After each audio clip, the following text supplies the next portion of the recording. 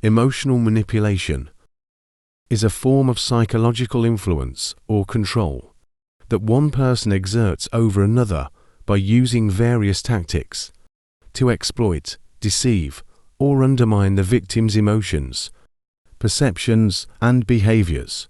This manipulation is often used to achieve specific goals, gain power, or maintain control over the victim. Here are some key aspects of emotional manipulation. 1. Guilting. It involves using guilt as a tool to gain compliance, elicit specific behaviors, or make the victim feel responsible for the manipulator's needs or well-being. Emotional pressure. The manipulator uses emotional pressure to make the victim feel obligated to comply with their wishes or demands. This pressure can be overt or subtle, and may include expressions of disappointment, sadness, or anger. Conditional love. The manipulator may imply that their love, approval, or support is contingent upon the victim's compliance with their requests. This puts the victim in a position where they feel they must meet certain conditions to maintain the manipulator's affection. Moral obligation.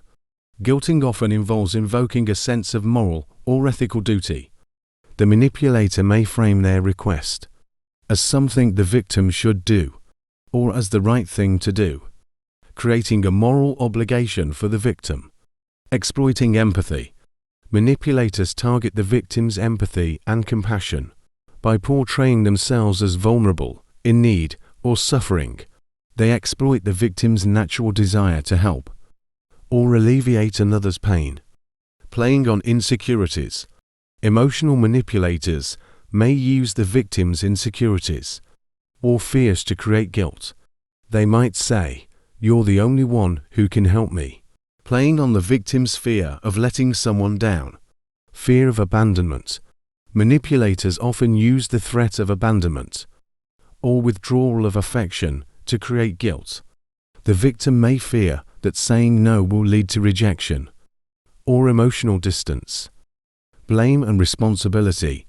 Manipulators place blame and responsibility on the victim for the manipulator's emotions or actions.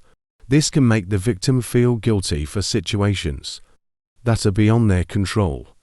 The purpose of guilting in emotional manipulation is to make the victim feel responsible for meeting the manipulator's needs, desires, or expectations.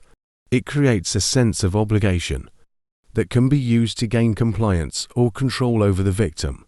2. Shaming.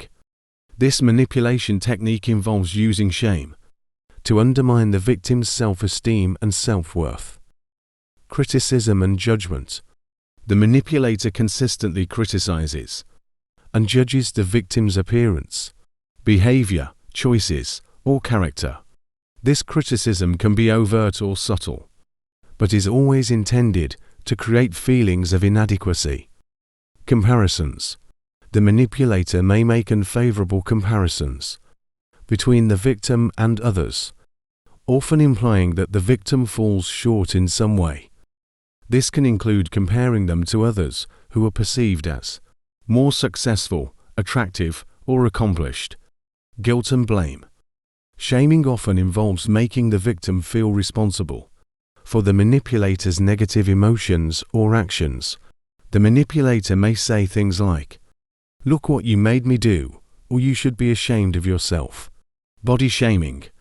This form of shaming focuses on the victim's physical appearance. The manipulator may criticize the victim's weight, clothing, or other aspects of their appearance to create feelings of self-consciousness. Public shaming. Manipulators may use public humiliation or exposure to shame the victim in front of others, further undermining their self-esteem and self-confidence. Diminishing achievements. Shaming can involve belittling the victim's accomplishments or diminishing their efforts and contributions. This minimizes the victim's sense of self-worth. Implying unworthiness. The manipulator may imply that the victim is inherently unworthy or undeserving of love, respect, or happiness. The purpose of shaming in emotional manipulation is to erode the victim's self-esteem, self-worth, and self-confidence. The victim may internalize these negative messages, which can lead to self-doubt and a sense of powerlessness. 3. Silent treatment. It involves creating emotional distress in the victim by refusing to engage or communicate. Withdrawal of communication.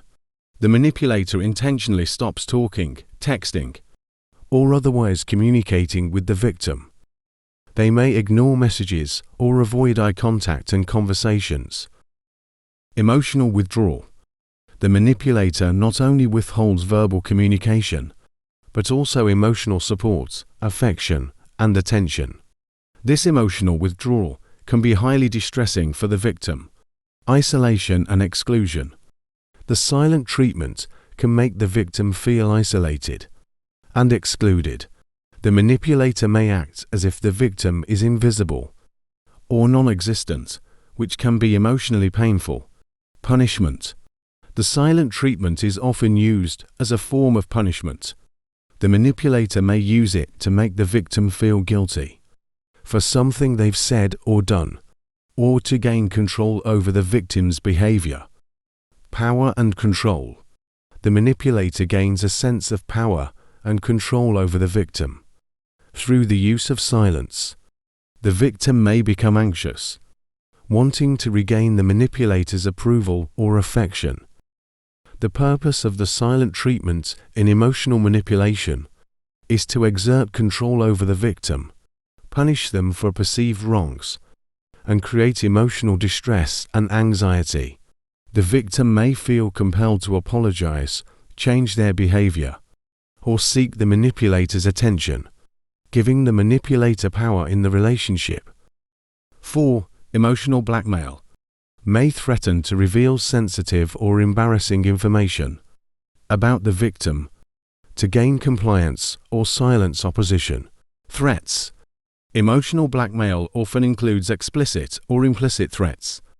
These can be threats of abandonment, punishment, the withdrawal of affection or support, or revealing sensitive or embarrassing information about the victim. Pressure and fear. The manipulator creates pressure and fear by suggesting dire consequences if the victim doesn't comply with their wishes. This fear is used to make the victim feel compelled to meet the manipulator's demands. Manipulation through secrets.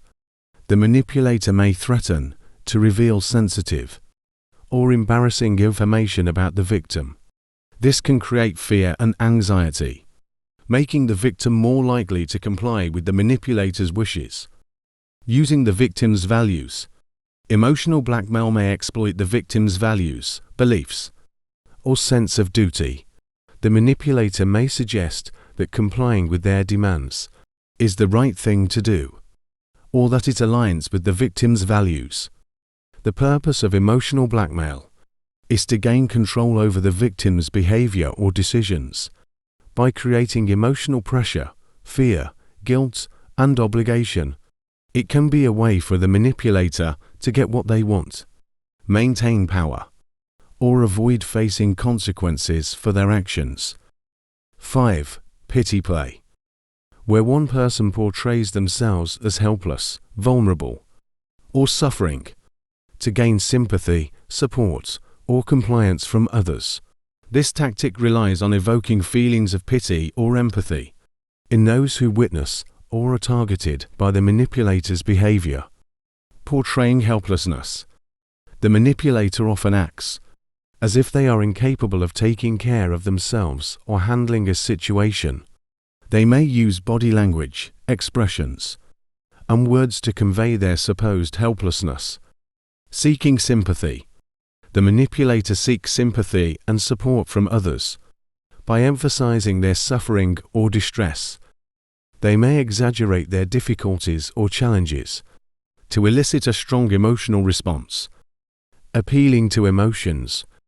Pity plays heavily rely on emotional appeals.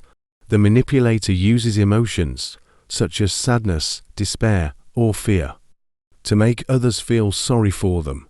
Dependency.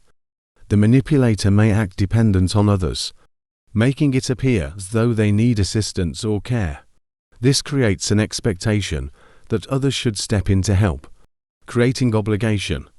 The pity play often leads to an expectation that others should provide assistance or support out of a sense of duty or compassion. Those who witness the manipulation may feel guilty if they don't help. Guilt tripping.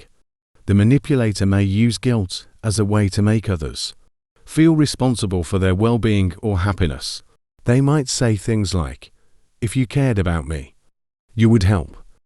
The purpose of the pity play in emotional manipulation is to gain sympathy, support, or assistance from others, often without providing an accurate portrayal of the manipulator's actual circumstances or needs. It can be used to manipulate people into taking actions or making decisions they might not otherwise choose. 6. Love bombing and withdrawal are two contrasting tactics often used in emotional manipulation, particularly in the context of relationships. These tactics are used by manipulators to control or influence their targets. A. Love bombing. Excessive affection. Love bombing involves an overwhelming display of affection, attention, compliments, and gifts from the manipulator toward the victim. It may happen early in a relationship and is intended to create an intense positive emotional experience. Intense attachment. The manipulator may quickly express a deep emotional attachment and claim a strong bond with the victim to feel a sense of security and connection. Idealization.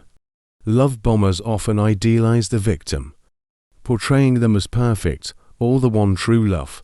This can make the victim feel special and appreciated. Elevated self-esteem. Love bombing can boost the victim's self-esteem and self-worth as they receive continuous positive reinforcement. B. Withdrawal. Emotional distance. After the love bombing phase, the manipulator starts to emotionally distance themselves from the victim. They become less available and less affectionate. Inconsistent behavior. The manipulator's behavior becomes unpredictable and inconsistent. This keeps the victim on edge and anxious, seeking to regain the affection and attention they received during the love bombing phase. Control and power. Withdrawal is a tactic to gain control and power in the relationship. The manipulator knows that by alternating between affection and withdrawal, they can manipulate the victim's emotions and behavior. The purpose of love bombing is to create a strong emotional bond and dependence on the manipulator, while withdrawal is used to maintain control and keep the victim seeking the manipulator's attention and affection. This cycle can create a sense of insecurity and dependency in the victim. Counteracting emotional manipulation involves recognizing the tactics used, setting boundaries, seeking support from trusted individuals, and in some cases, seeking therapy or counseling to rebuild self-esteem and regain independence. In ethical and compassionate philosophies, including Buddhism, empathy, compassion, and non-harming behaviors are emphasized.